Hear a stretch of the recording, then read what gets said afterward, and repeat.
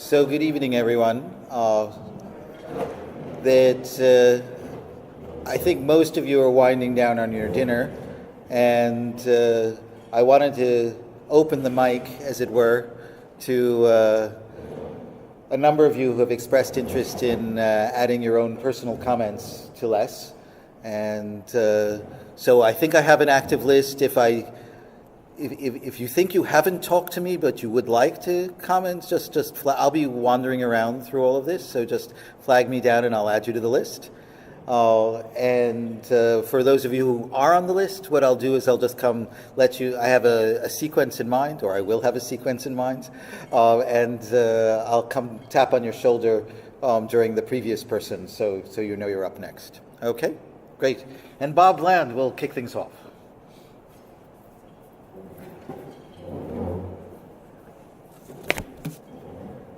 Good evening.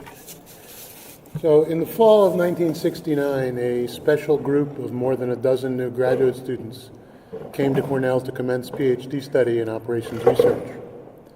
And this group was exceptionally talented by the traditional academic measures, due in no small part to the inclusion among us of three who had received BS degrees in mathematics at Princeton: Les Trotter, who we're here to honor tonight, Bob Weber, and David Weinberger, who's here. Dave, you want to wave? There he is. Those three from Princeton. And they brought an impressive intellectual heft to our group. And in the competition, by the way, the Cornell Graduate School every year makes departments compete against one another for fellowships for entering PhD students. And in that year, the OR group was awarded more fellowships than any other engineering department for new PhD students. Computer science was second. Moreover, the entering group was not only intellectually talented, but the group as a whole, and especially the Princetonians, were an extraordinarily interesting and gregarious colleagues. I was fortunate to be part of that and recall with great fondness the early and lasting bonds we shared with one another, and those we developed with incumbent PhD students in OR, including Bruce Turnbull, who is here, and Bob Blau, who is here, over there, Bob Bixby, and others who are not here tonight. And from among the 12 or so of the new students, there formed kind of natural subgroup united by similar academic interests within OR, mostly in game theory and optimization, and by kind of a zest for life. And we learned a great deal from one another, discussing lectures and research papers, and later on our own early research efforts, sharing ideas with one another. We also shared meals and drinks and conversation on just about any topic you could imagine, including the mind-blowing shenanigans of our astonishing President of the United States, Richard Milhouse Nixon. We skied together at Greek Peak, we partied together in Ithaca, and we met annually for elaborate dinners that continued well after we all scattered from Ithaca with our doctorates in hand. The dinner group expanded over the years to include some of the young Cornell OR faculty, Mike Todd, Lou Billera, for example, who shared our enthusiasm for good times, good food, and wine. You'll note that I didn't say good wine. It was a surprise at the time, at least to me, and remains so, that the food was quite good at these 9-course dinners in which each of us was responsible for preparing one course. And we moved to a new location after every second course. Maybe it turned out well because when it comes down to it, cooking is about algorithms. Les was one of my student colleagues whose company I enjoyed especially because his interests and knowledge were so broad. And my good fortune in becoming his friend in graduate school was extended when first Les and then I, after periods away, returned to Cornell as assistant professors and remained close colleagues for 38 years, occupying adjacent offices for most of that time. We talked regularly, nearly every day, and even if the conversation started with a research question or a teaching issue, it seldom ended before Les had shared an interesting thought that he had been pondering or reading about, and it might have been literature, music, history, languages, animal behavior, anthropology, just about anything. Les seemed to have a burning interest to know more, and he read a great deal. It was also clear from the start that Les was a kind, caring friend on whom one could rely always.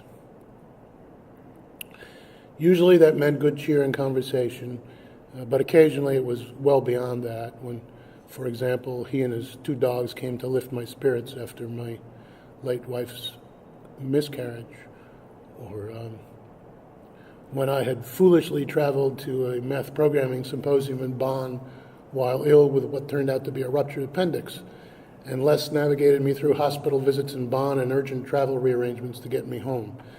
I was very fortunate that Les is fluent in German and was willing to attend to me rather than to the symposium he came to attend. Les has been an outstanding teacher, recognized 7 times with teaching awards, an exceptional mentor to a very large number of PhD students. Les's former students here with us for this weekend represent excellence across such a wide swath of specialties, from CS theory to combinatorics and combinatorial optimization, computational innovation, and it reveals a lot about Les's role as their mentor. His research accomplishments are impressive, and he has been a wise faculty colleague of impeccable honesty. I am pretty sure that he is the only Cornell OR faculty member ever recommended by the faculty and chosen by the dean of the School of OR and IE while still an associate professor to be director of our school. And I think that speaks volume about the esteem in which he's held. This brings me to a few lighter comments in the what's in a name portion of my recollections. In the first year or 2 of graduate study, the rookie PhD students shared 2 very large offices. But as we progressed to veteran status, Les and David Weinberger and I shared a nice office in Upson Hall. And Les was the first of us to finish, and he headed off for a postdoc at Wisconsin. At about that time, Bill Cunningham, then a PhD student in combinatorics and optimization at Waterloo and later chairman of that department at Waterloo, had come to Cornell for the opportunity to study with Ray Fulkerson. Fulkerson, a giant in OR, had joined the OR faculty in 1971. Bill Cunningham was given the desk that Les had vacated in the office with Dave and with me. And Bill unpacked his books and his squash racket and was all set. And I was about to replace the nameplate outside our office with our names on it when I decided instead to opt for an edit that, among other things, conveyed that we would miss Les. And the office still had Dave and me in the same quantities as before, but it had less Less Trotter, and it had more MORE Cunningham.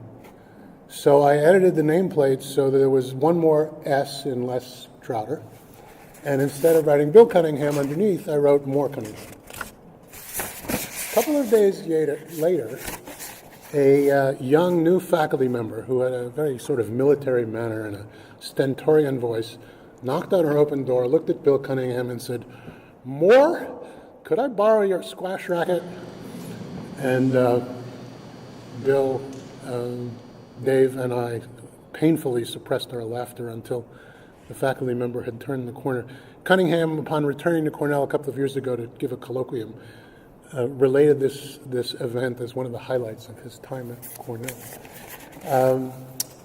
As most of you know, Les is short for Leslie, a name that works for both genders.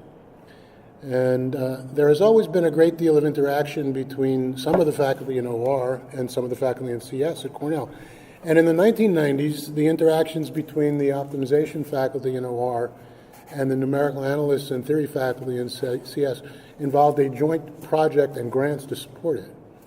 And the OR optimization faculty were all given CS email addresses, including leslie@cs.cornell.edu for our friend Les Trotter.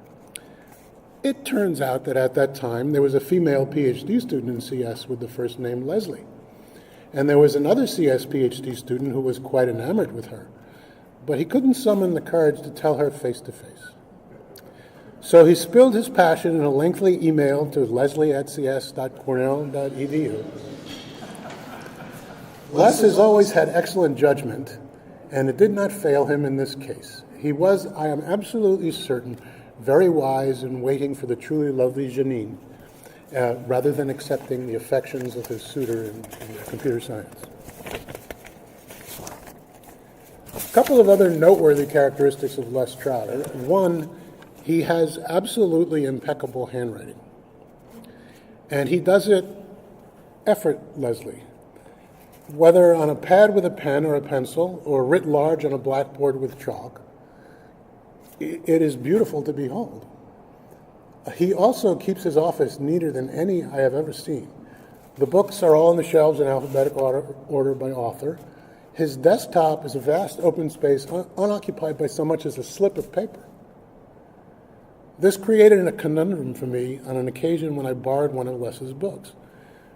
We all have keys to the faculty offices of all our colleagues, so we can borrow a book or provide entry when an absent-minded professor forgets his keys, which happens quite a lot. The protocol when borrowing a book is to leave a note with your name and the name of the book and the date you borrowed it. And so I brought an index card from my office and I wrote my name on it. I wrote the name of the book and the date. And I was about to put it on Les's desk when I realized it might be a shock to Les's system if he entered his office and found an index card littering his otherwise pristine desk. And even worse, a card with my handwriting, which is more of a scrawl. I actually couldn't get myself to do it. I thought about writing the note on the whiteboard in his office, but that seemed even more dangerous. The board was full of Les's calligraphy, and the idea of putting a splash on of my handwriting on an otherwise flawless canvas of his didn't seem the way to go. So I ended up taking the card and putting it in the place where the book previously had sat, but pushing it in far enough that the card was visible, but not my handwriting, so he would be spared the shock. It's difficult for me to comprehend that Les will no longer be an integral part of OR. For one thing, it will diminish our representation of OR faculty born in Oklahoma to 1 from what had been at one time 3. But more importantly, it will deprive us of a wonderful colleague, as kind and caring and wise as can be. And there's no question that he has earned his respite from work, and so we wish Les and Janine all the best in the years to come.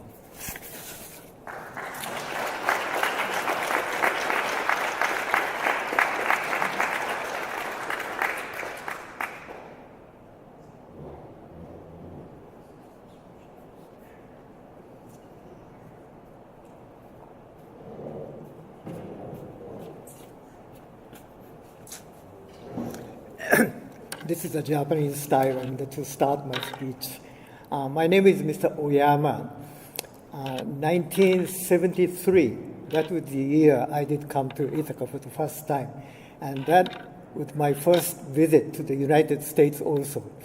So the reason why I did choose Cornell University was my senior professor. He was a Stanford PhD. He recommended me the Cornell rather than Stanford. So that's why I did decide to apply Cornell University. The reason why he did recommend Cornell to me was maybe I'm not a city boy or country boy rather than city. I was born in the countryside. I was raised in the countryside. And then I came to Tokyo. That may be the reason. Ithaca may fit myself much better than the other cities. So I decided to apply Yale University and Berkeley and here. Now, maybe very unfortunately or fortunately, both of these two universities, Yale did reject me and Berkeley did reject me. The reason was my English was poor at the time because I wasn't prepared at all. So suddenly my boss, I was working for Power Industry Research Institute. They recommended me to study in the U.S. because the U.S. is more competitive, but more academic, so I decided to come. So I applied to the university. But Cornell said, one condition, I should come 1 month earlier, to practice English. That was the only condition they did give me. At that time, I don't know, Professor Beckhofer was the director, so I don't know he decided or not. Anyway, the school they decided to allow me to come to here in the United States 1 month earlier to get some intensive English course. So I decided to come, and Cornell did accept me. So I started my research. 73 was the year president was Nixon at that time. Now, that's the final stage. That's the time he did resign. So that's very drastic, very exciting years. Now, I finished my PhD in 77. So 40 years from that time, you are having a new president, Trump. So again, you are having a very drastic change period. So that's a kind of very symbolic for me. So anyway, my stay, 3.5 years. First, when I did come to here, automatically I was assigned to Professor Ray Ferguson. Maybe because I was interested, I said I was interested in optimization or some kind of combinatorial optimization, that kind of thing. So, but after I finished my A exam, the qualifying exam, I started my research. I was interested in partial Latin squares completion problem and try to find some necessary and sufficient condition. It's still unsolved. So, but I wasn't so sure how hard that is. Professor Ferguson, that surprisingly, here when I did start my research, he recommended one paper to me. So that I still remember. That was written by. It's a necessary condition for the completion, partial Latin squares completion problem, written by some University of San Francisco professor. I still remember that because I met him also. So that was a very big surprise. The first time I did start my discussion with Professor Ferguson, he recommended, why don't you read this paper, because this guy did do something about it. So every time I do give my lectures in Japan, I do introduce that experience. That's a very big surprise for Japanese students also. So my surprise comes from maybe he knew everything. Whichever question, whichever research topic brings to him, he may get some idea. He already had some idea. So after finishing my A exam, my friend said, why do you stay under Professor Ferguson? Why don't you try to change to some other professors and advisors? Because his requirement is too high. There's no guarantee to finish a PhD over there. So many of my friends said to me, but by Japanese standard, he's already a very big name. So that means changing advisorship from him to some other professor should never happen. It should be very impolite or something like that. So I couldn't do it. Of course, I couldn't do it. And I didn't want to do it. I had to stay over there, and I did start discussing with him. But as you already know that, I don't know, just a few months after I did start my research, I had some appointment with him. So, but I heard from, the Secretary Jan Post. She died, I don't know, several years ago. She said he died or something like that this morning. So I did ask her. She said, this morning. That's I thought, I misunderstood what he said, but that was the truth. So that means I had to change my advisorship anyway. So Professor Trotter, I decided to move. I don't know, it's very unfortunate or fortunate. Finally, of course, I can say I was successful. I could finish my PhD under Professor Trotter's instruction. So, of course, I can say that's a very big success. But my experience with discussing Professor Ray Ferguson was very big. So if I stayed under his instruction, may not have been able to finish my PhD, but still I knew Bob Brand did it. He maybe may have been the only one student. I don't know how many PhD he did give, but there may be some. You too. So, yeah, sorry about that. So at that time, there are many big names. George Nemhauser was there, Professor Heath, game theory, Lucas, and stochastic process Taylor, queuing Prabhu, a lot of big names. So I was very happy, I could stay over there from 1973 to 77. Now I work as the president of our Operation Research Society. We are celebrating 60th anniversary this year, so I'm responsible for that kind of activity. We do distinguish, I should say, there are 3 generations in our OR academic society. First generation is equivalent to Professor Ray Ferguson, George Nemhauser, and Lucas and Heath, and the kind of very big names.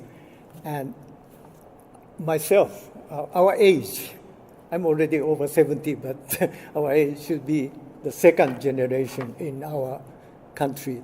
So third generation, 40s or 50s, are coming very soon. But that kind of, 60s means very big event for, I should say, Japanese or Chinese Asian people, because 60s means the human life changes or calendars every 60 years. So that means I already started my life. So Japanese calendar says 60 is 1 unit. So the next 60s may be too long, but still after, we get 60s. So 60s is in that sense very important.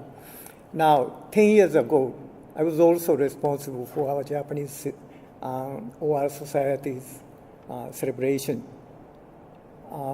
Brenda Dietrich, I found her name in here. Was she in here? Brenda? Yeah, because she's gone. Okay. I invited her 10 years ago, so I wanted to see her, when I found her name. So please, if someone meets her, please give my best regards to her also. Now, as the president of our OR Society, we do consider OR maybe changing, but still my experience to have studied operation research in here, and the Professor Leslie Trotter was very important, very happy for myself also. I finished my PhD in 77, so 40 years have passed after that. But my passport says I've been here maybe more than 20 times or, 25 times or something like that. So Secretary Kathy King or Jan Post, they said, I come more often to Ithaca compared with the other PhD graduate. So the reason is, of course, I'm in Tokyo. I'm still working for our universities.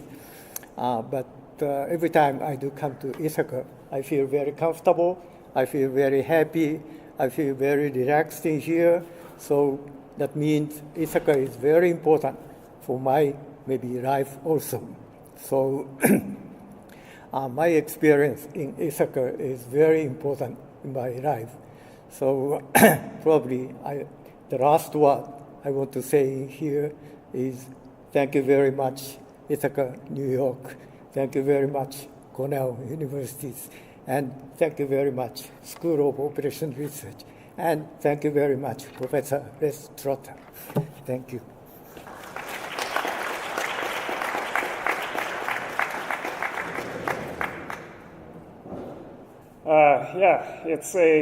It's really a great honor to be here and to be invited.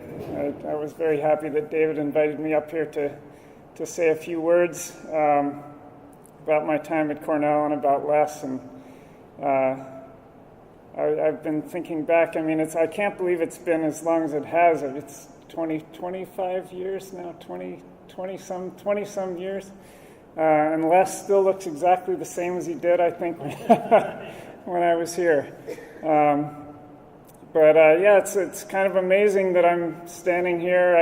I really didn't know that this was the direction that my life would take. When I was an undergraduate, I had an ROTC scholarship, so I was destined for the Air Force, and I kind of applied to graduate school as a potential way of sort of putting that off for a little while, putting the real world off. And I was fortunate enough that Cornell accepted me into the program, and I decided to come here, and that has changed a lot of things for me. When I initially arrived, I was assigned, I guess, to David to work with for the first year, kind of figure out what I wanted to do. And at that time, I was pretty convinced that I wanted to be a theoretician and do, very mathematical things. And, I did that for a while. But then David was going on sabbatical, and we decided it was probably better if I had an advisor who was at Cornell. And so I walked down the hall and went into Les's office, and I told him what I was working on and said, well, I'm kind of interested in this and I want to keep going with it. And I mean, one of the things about Les is that he knows a lot of people and he remembers a lot of things. And, I told him what I was doing, and he said, that sounds a bit familiar. And he opens this drawer and pulls out a dissertation, which was actually of one of Martin's students, Zha Win, who did the postman. I was working some things with the problem called the postman problem. And, I looked through that dissertation, and just about everything I was thinking about was in there already. So the very first day of meeting Les, he dashed all my hopes and dreams, and so I was very dejected after that. But then he said, well, why don't you, try your hand at programming some things. Well, I had no interest in programming at all at that time and didn't really intend to do that, but, he had some money that he was willing to pay me to do this. So I actually went down the hall and met Lotzi, who's sitting over here, and we, worked on some things together. And, actually it turned out that programming was pretty good, and that really changed things for me. And I really appreciated the support that Les gave me in making that transition. And it turned out that, I'm still actually doing that stuff, that programming stuff, and I really love it. And Les was really responsible for kind of introducing me to that. I was always really impressed with the vision. Well, I guess it's more in hindsight now, the vision that Les had at that time for the types of things that we should be working on. We did some things with parallel computers, which now are turning out to be actually really important. But of course, you couldn't have seen this 20 years ago. So Les really had a lot of vision that we, were able to latch onto and pursue, and I really appreciated that. So we got locked in a room together, Lotzi and I, and we did a lot of coding, and eventually got my dissertation done. And through all that, I was able to, drop into Les's spotless office at any time, and he was always available, and we had lots of chats on the chalkboard and so on. The time that I spent at Cornell was very special, and it really did change my life. I had no idea that I was going to be an academic or do coding or do any of the things that I'm doing now, but everything changed when I got to Cornell, and with Les's guidance, I've had now a very successful academic career, and I'm really pleased to be here talking to all of you about this 20 years later. It's kind of amazing. So I guess, I also want to thank Cornell for, for accepting me. I got rejected by some other very good schools as well. So Cornell took that risk, and the rest is history. So thank you to the School of ORIE, and especially to Les for shepherding me through. So thank you very much.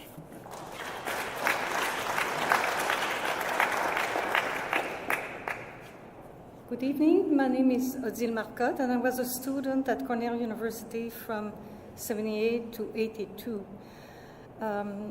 So actually, I would like to make an introduction by talking about what I knew of integer programming before coming here. So actually, I did a master's in operations research in Montreal, and I took a course in integer programming given by Ben Smith, a friend of George Nemauser, and this was love at first sight. And in fact, today George gave a wonderful talk about integer programming, and he told me that he was preaching. Actually, he wanted to convince people that integer programming was very useful and essential. And actually, as far as I'm concerned, George was preaching to the choir, because I'm convinced myself that integer programming is very important.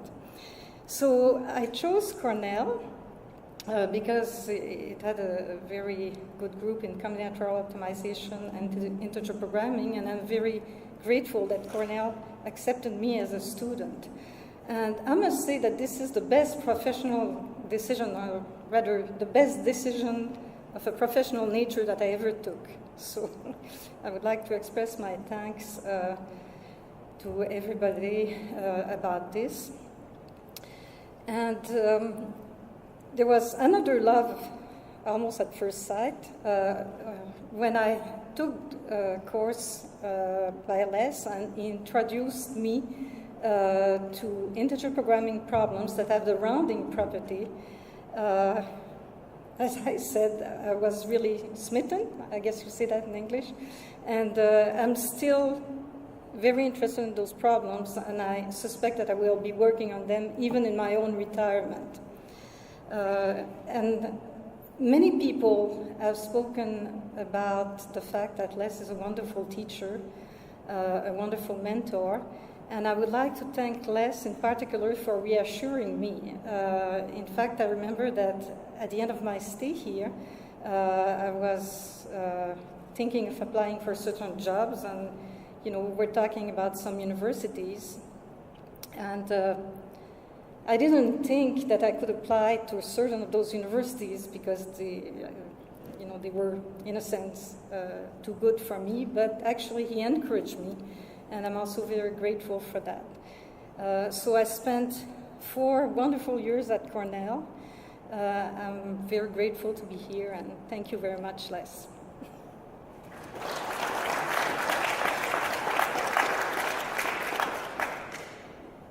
My name's Bob Blau. I showed up in Ithaca in September of '63.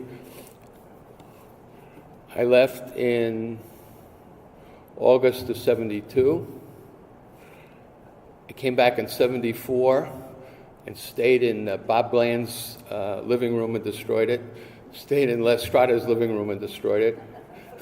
Finally got my dissertation finished and got my degree in '75. Met my wife here, Rana. I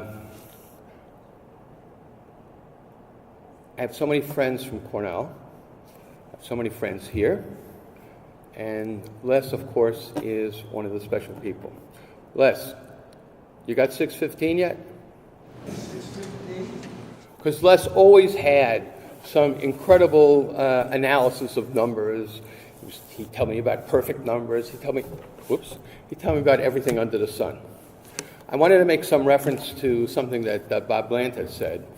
So when we were graduate students, he told us about our meals. So it was called CORPS, the Cornell Operations Research Progressive Society for Eating, which we started here and we continued outside, and I was sort of the ringleader. and I would send out invitations in different languages. Excuse me, every year would be a different language. So I sent one year in French, and Les responded in French. So I responded to him in Russian. He responded back to me in German. I was getting desperate, but we had some Vietnamese people staying with us, and I responded to him a third time in Vietnamese, and he gave up. So it was cute. Visited Les in Bonn, where I learned the following. He drove a Porsche much faster than I could drive a Ford Escort. Neither of us knew how to figure out bills in restaurants. And it was really special, the hospitality he showed to me there, or to us there. But the real special thing for me about Les, besides him being so interesting, always having something new to say about everything under the sun, it's particularly special for Ron and me to see him so incredibly happy with Janine. And how he could find somebody he could speak to in this foreign language. It was just special. So Les and Janine, we're really particularly pleased to be your friends, and for so many decades, and we wish you incredible success and joy in whatever you do now. Again, a great contribution.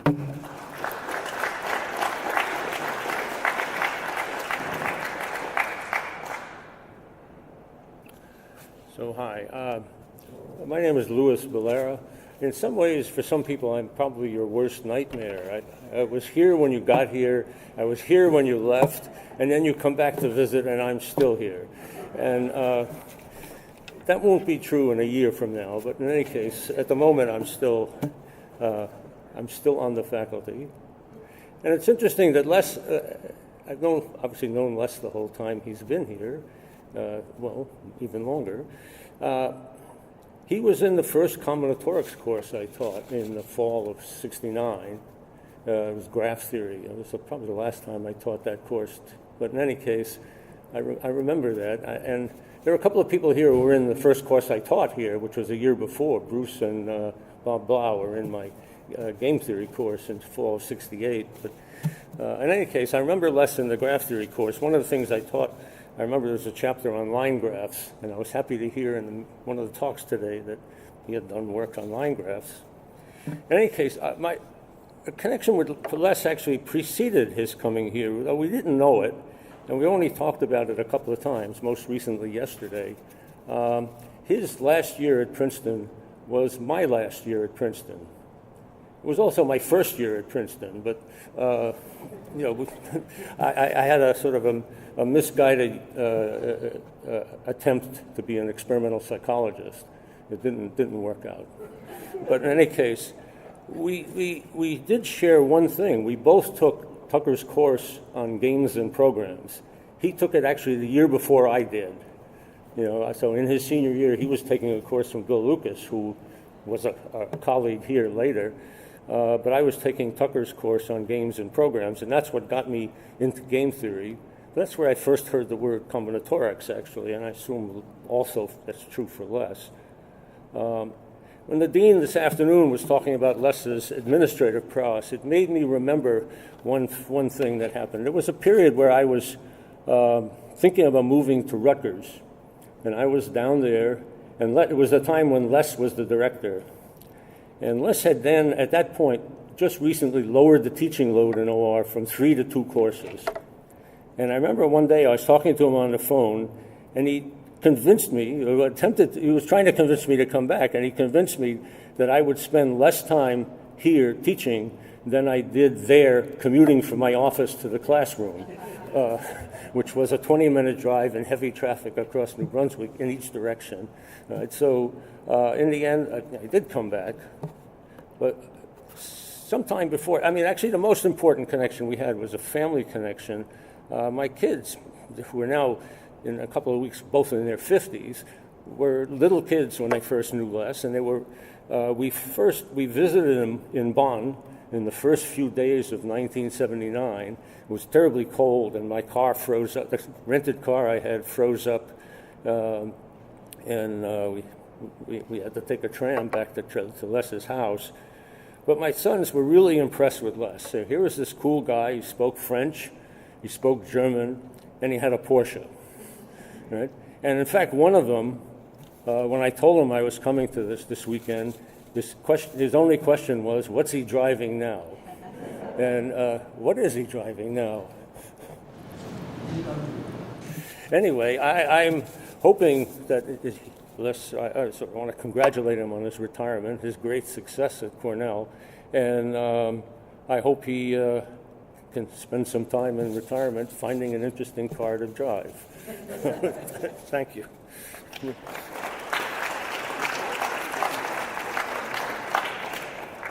So there were a few of Les's colleagues, and I think actually maybe mostly his former PhD students, who weren't able to come this evening, but sent us videos of some thoughts that they wanted to share with Les. Hi Les, hello from Berkeley, California. I'm sure you know who I am, but for those who may also be watching this, my name is Leo Kopman. I graduated in '99. Les was my advisor. I wasn't able to make it to Ithaca for the occasion, although I wanted to very much.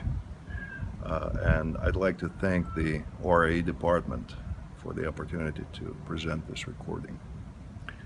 Les, you know, I've been living in California for the past 15 years, and we have a very sensitive subculture here. We're very in touch with our feelings, and I'd like to let you know how I feel.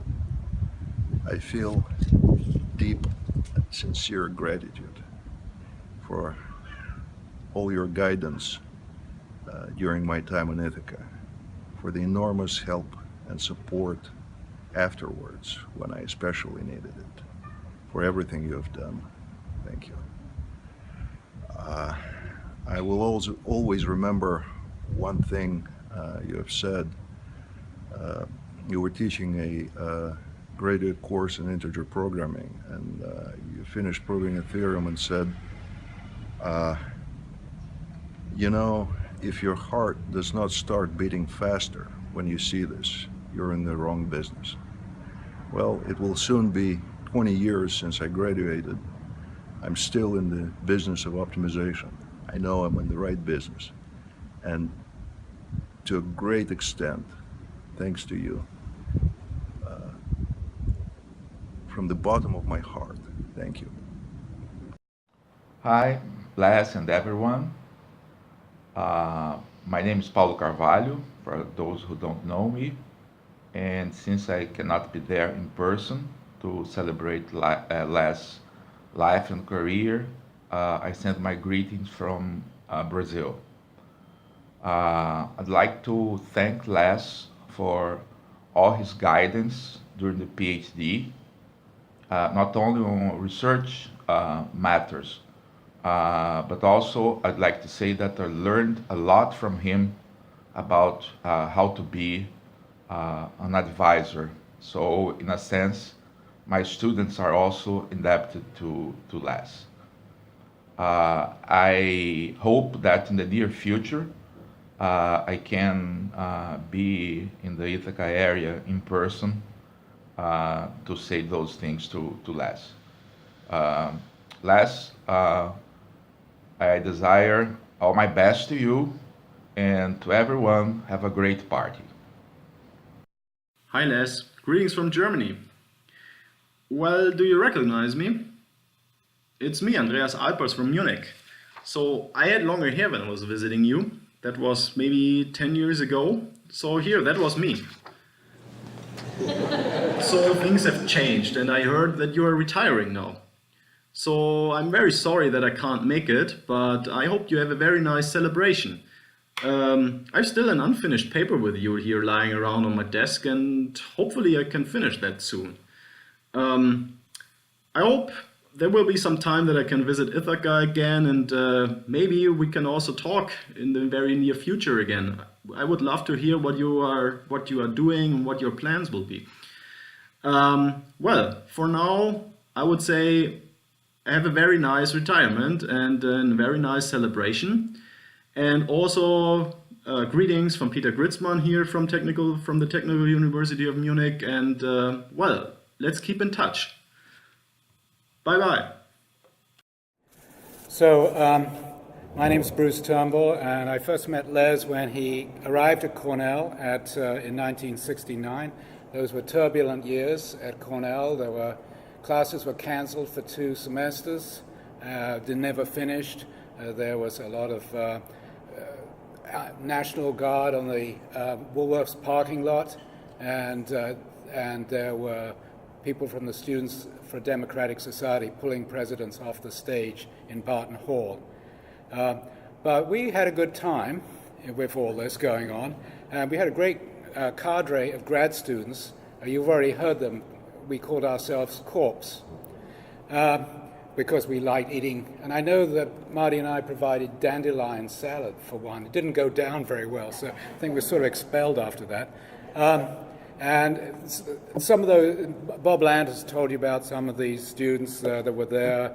Some are here today, Bob Blau and Dave Weinberger, also people who, like Bob Bixby, who've been mentioned, Bob Weber, Jim Ferguson. All of these I consider to be my closest friends for almost 50, some, as far as Bob Blau goes, 50 years, and others for almost 50 years. And we've kept up that close friendship for almost 50 years. And one of the foremost among those is Les. At retirement events, it's common to look forward to exciting things that once retired, one has the time to do. And, you know, you hear about travel to Alaska, Antarctica. In Les's case, it'd be France and Singapore. But for myself, it's Rhodes 253, the file room. So I spent my couple of years since retirement there, having an exciting time going through the files. And I found, when I was doing that, I found some old photos that I think I'd like to share with you. And if you'll forgive me for looking backwards instead of forwards, then I wanted to show these to you. So some of these people, some of you will recognize easily, some not so easily. You're welcome to shout out and interrupt me with names and whatnot. So the first one, let's have a look at Les at Princeton when he was young there.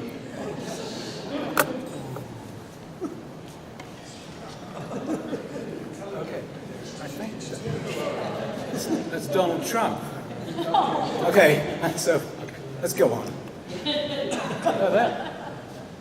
So that's Les at Princeton. Is that right? Les is shaking his head. That's not you? Oh, that's Mike Pence, our next president. No, I don't know, Jake. How did these get? I think we've been hacked. I think the Russians have got to this file. It must have happened in the last 2 hours. I just handed in the stick. We got back to this. Okay, let's try. There we go. There we go. Okay. And you'll see that he doesn't look any different then than he does now. And of course, there are other people like that who look the same. And for instance, the next one I'm going to show you, you heard Mike Todd talk today. Him and Les were going over that talk beforehand, and here they are going over that talk. That was just yesterday, I think. Okay, so while we're on to speakers, we have a very distinguished speaker here. And while we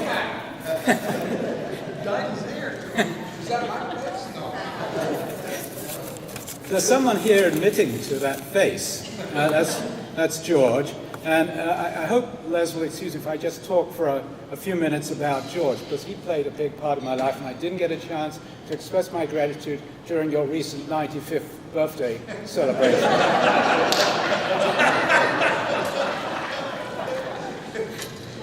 So George talked a lot today about integer programming. But before integer program, there was George. Before integer program, what did you do? It's not that. You did dynamic programming. So now I see I have a better memory. I was his TA for that course on dynamic programming, and that was in sometime in the last century.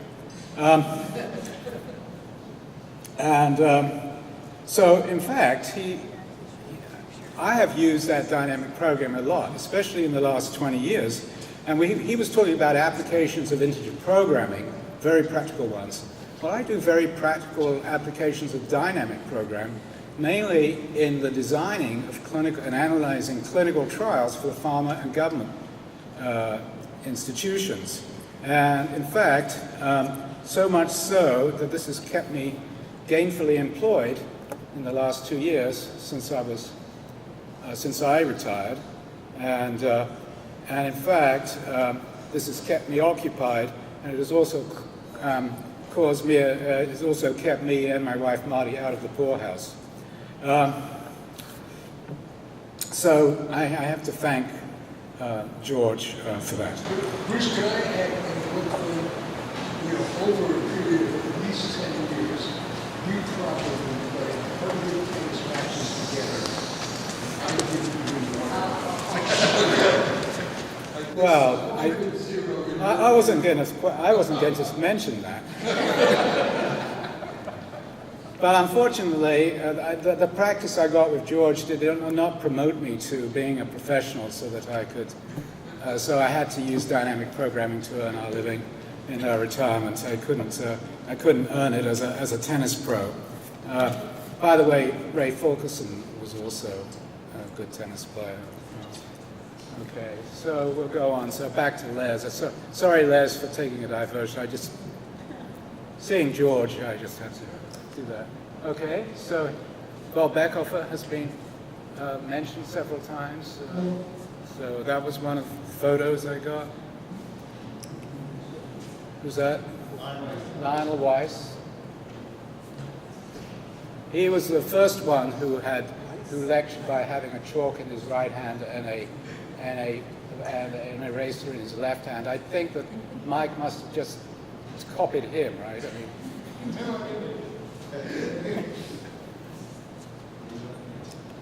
Okay.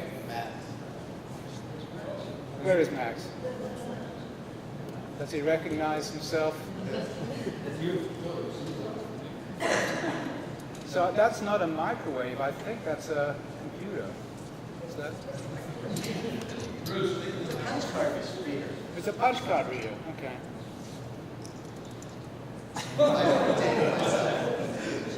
Who is that? That's a military man, obviously. That's Lou. Who are you with there, Lou? Can you use the mic, please? Oh, who are you with there, Lou?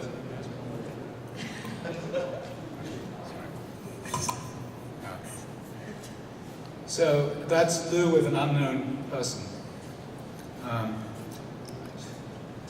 That's Lou without an unknown person. Okay, who's that? Sorry? No. You're right, Bob's right, it's Ham Emmons. I should say that this cadre of graduate students, this corps of graduate students, we'd go to Upson Hall and work in the evenings and talk or play ping pong or something. And there were always certain lights on at the end of the corridor in Upson Hall. And we know those were the assistant professors. They were the ones who were working till 11 o'clock, 12 o'clock at night, right, George? That's how you knew somebody's rank, by if they had their light on at 11 o'clock in the evening. They were an assistant professor. Okay? Uma Prabhu. Unfortunately, he's not here today, but see him occasionally. Who's that? Sandy Stidham. Okay, so you're right. It's Sandy Stidham. Oh my God, that's Doesn't it look like him? No?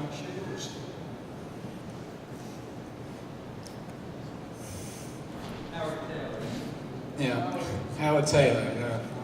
And Howard Taylor has been back to Ithaca a couple of times in the last few years, and he's having his 80th birthday party next month. There he is again. It's a typical pose, I would say.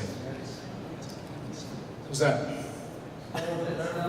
Yeah, it's the same two people, aren't they? Stella de Famous. Yeah. Okay, anybody else there that we recognize? Sorry? I think that's you, Mark, on the left, isn't it? I can't hear. You agree? Yes. Okay. Is that Bruce hidden just by the shoulder? Well, it could be me, couldn't it? No, but between Stella and Mark, could be me. He's got sharp eyes. I think it could well be me. Okay. Bill Lucas. Big hands he had. That's what I remember. 17. Ray Fulkerson. And Dennis Severance sitting watching. Oh, is that Dennis Severance? See, so this is good. See, I'm learning stuff. That's okay. And how many? So, George, how many times did you lose to Ray Fulkerson? You say you lost 100 times to me. How many times did you lose to Ray Fulkerson? He was a much better player than me.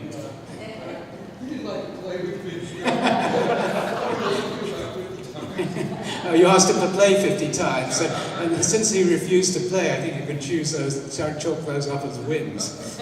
Do you think that's less? Yeah. Is that Les's? Is that your hair there, Les? No, I don't think so. Yeah. That's Les's hair. That's Les's hair.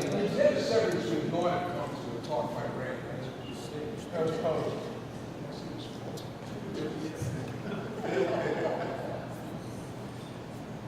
Well, Les was going to bring out. Unidentified. Unidentified.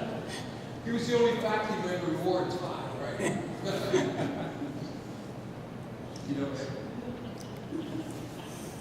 Okay, so I need some help here. On the left, that's Mark, and that's Warren Walker with the glasses and the afro haircut. Right? That's Warren Walker. But who are the other two? I need help. The one on the right might be Ed Ignall. Ed Ignall. Ed Ignall. That's Yeah. exactly right. That is Okay. Ed Ignall. Ed Ignall. And the person in the middle, with the tie and the jacket, and the check pants. I thought the one next to Ed Ignall might have been Peter Profesor. No, I think that's Warren.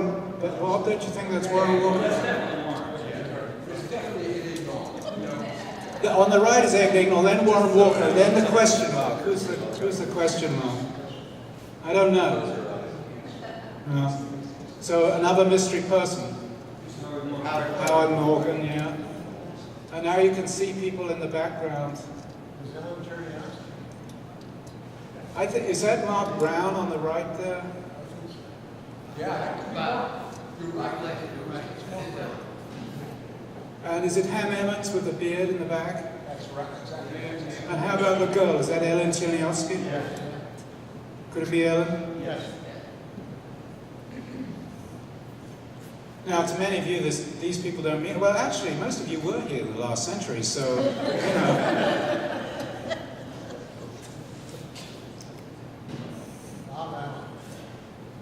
Any advance on Bob Allen? No, Bob's right. It's Bob Allen. Is that Bill Maxwell? That looks like Bill Maxwell. Bill, is that you talking to Bob Allen? No. No? Okay. That's Mark Brown. Mark Brown. So Mark Brown was great because he really put probability to work. He spent his time in Bermuda playing blackjack. He was one of the people who took all the work done at MIT to heart, and And he used to come back. He regularly financed his trips and came back $4,000 or $5,000 richer. And he'd come back after a long weekend and tell us all about it in class. And that's when we got infused about probability. Really was worth it. He also had a habit of walking right next to the wall. Oh, right. Brownian motion. Yes, Brownian motion. He would walk along the corridor. He'd walk along the corridor like this. It's close to the corridor. I don't know. So that was Brownian motion. Aaron Saunders, elder statesman. Henry Good. Yes, it's Henry Good. Bob, I put this in for you because I couldn't find a picture of you, so I did the next best thing, which was to have a picture of Henry Good. Yeah, I lived in Henry's house. Yeah. That was another place you destroyed. And we visited you. Actually, I think I met Marty, my wife, at Henry Good's house. Absolutely. Henry wasn't there. He was Marty. In a sense, yeah. Walter Lynn. Yeah, Walter Lynn. So it's getting sparse. That's Walter Lynn. Yeah. He introduced us to environmental applications of OR. Okay, here we go. Okay, so let's start from the left. Les, do you know on the left? Yes. Who's that on the left? Bob Pravinsky, right. And then next, everybody knows this one. Steve Kennedy, everybody knows that. And next? Bialis? Wayne Bialis? I don't think that's Wayne Bialis. He was a student. No, I think he was a grad student. No, it's not Wayne Bialis. So that's another unknown person. My quest will go on. In the next retirement party, I'll show the same photo. Hopefully, which won't be very long, I don't think. And I think that's Ellen Chernyavsky there on the right. Okay, here's a big group. On the left, Bob Beckhofer. Next? No, that's not Vijay Maradia. Ajit Mahani, yeah. Next?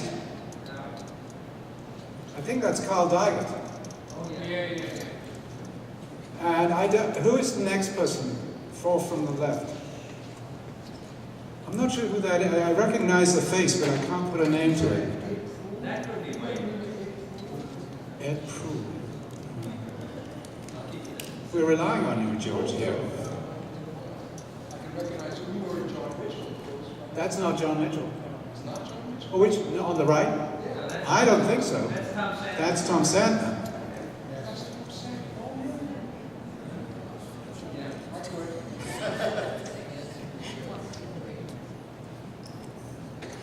And you realize he's wearing the same shirt as he did 10 years before in the first one.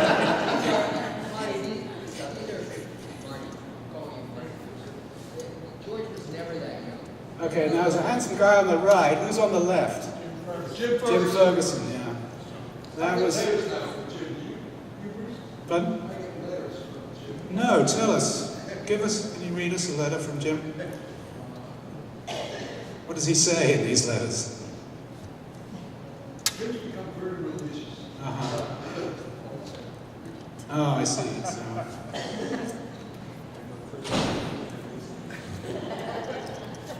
And here wrap up with Les. So I think this is. I thought it was going to be a picture of Putin actually. There you go. Okay, so I apologize for not showing everybody. I couldn't find them. I couldn't find Dave. I couldn't find Bob Blau. I couldn't find John Soden. I couldn't find B.J. Bawa. I couldn't find Vijay Marathi. I couldn't find Ken Baker. And I couldn't find Ken Kortanek. Pardon? Brad Fries. Oh, Brad Fries, absolutely. I I've forgotten that name. Brad Fries. So I apologize to all the people who aren't, but maybe they should be grateful. Okay, that's it. Thank you.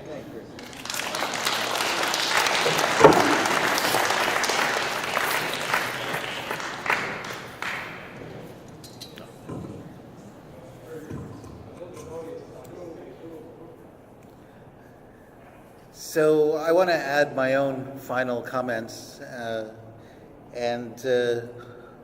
but first, before turning to Les, I want to give my own thanks to Janine, because I mean we saw Les over a period of decades before you entered his life, and it was really a very different individual who inhabited the halls of Rhodes when he came back, in an entirely different frame of mind, and so it's hard being sort of in the background and having to sustain an evening such as this. So I thought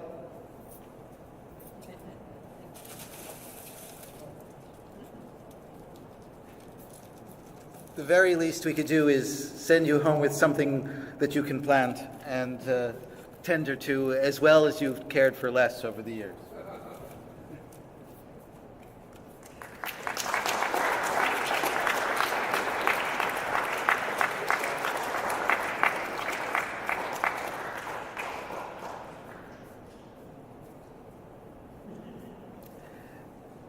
So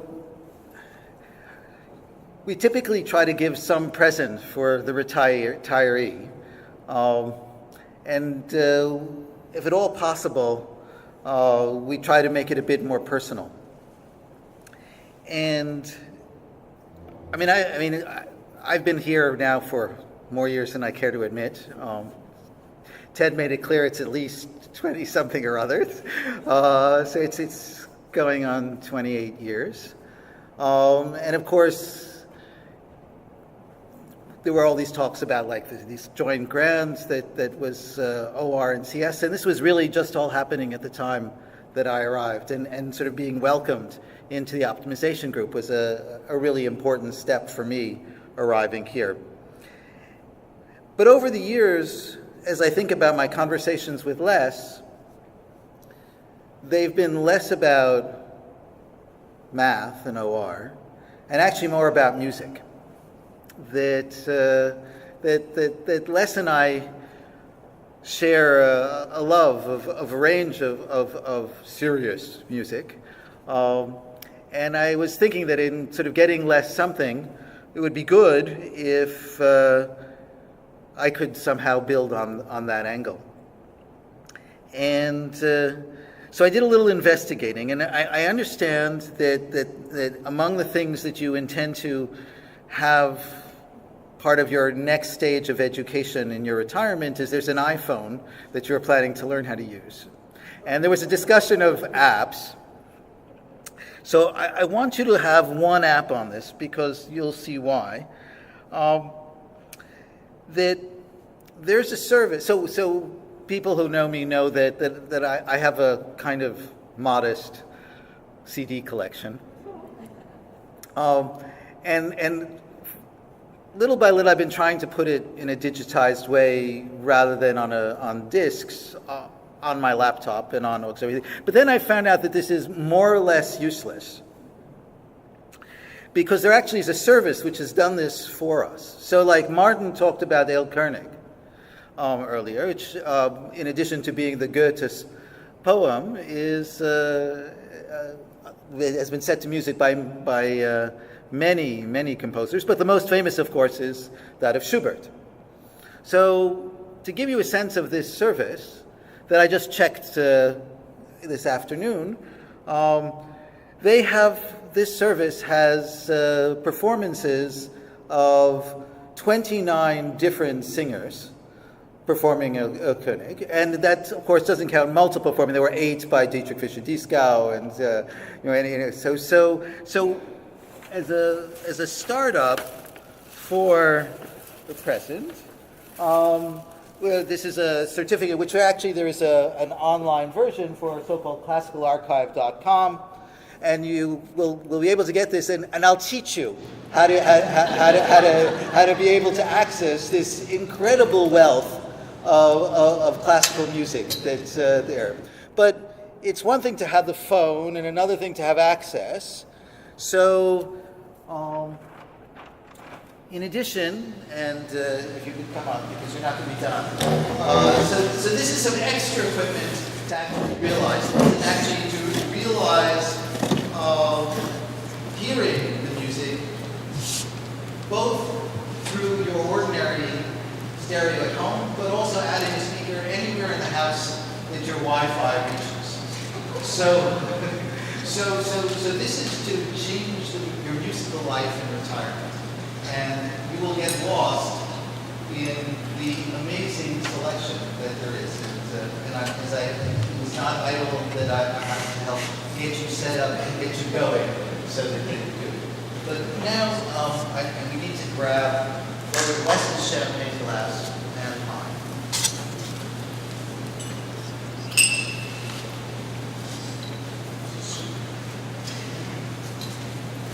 Because, you need to have you can have that out there, great. So, Les, I can't begin to thank you for, a better colleague on the hallway for 20 years. And you look around this room and the lives that you've touched, and the careers that you've influenced, and the knowledge that you've imparted, and of course, really even more than the people who are here, I think about the generations of Cornell students who have benefited from the elegance of your handwriting. So to Les and may retirement treat you well.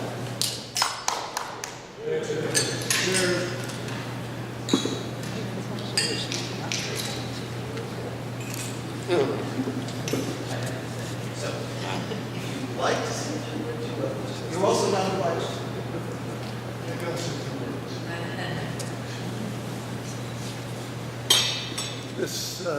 David, thanks very, very much. This is an absolutely beautiful present. And at the same time, I thank all of you for your presence. That's E-N-C-E rather than E-N-T, although same sound. But it really means a tremendous amount to me. It's really quite an honor for me to see you here this evening. And it makes me think about these years at Cornell. It's been absolutely fantastic. And I could say that I've had really a wonderful series of years here at Cornell. And that would almost be just an offhand statement, because really I should separate the wonderful into the two components that come there. I should say that these years have been wonderful, and that in great part is due to the chances that I've had with you folks, both intellectually as colleagues, in terms of discussions that we've had. I like to think of this as bringing me back to what I call boyish wonder, where if you see me staring out into the sky, or if you see Janine clapping her hands in front of my face, you'll understand what I'm talking about. But certainly the work that we've done together, the intellectual work that we've done together, certainly has, in me at least, brought back a tremendous and sustained a tremendous amount of what I call boyish wonder. And in addition to that, of course, not only work of that type, but that comes also from friendship and from the many things that we've shared over these years. So for all of this, when I say thank you for your presence, I certainly mean for many, many, many memorable experiences, thank you very, very much. But also thank you for these wonderful years. Thank you.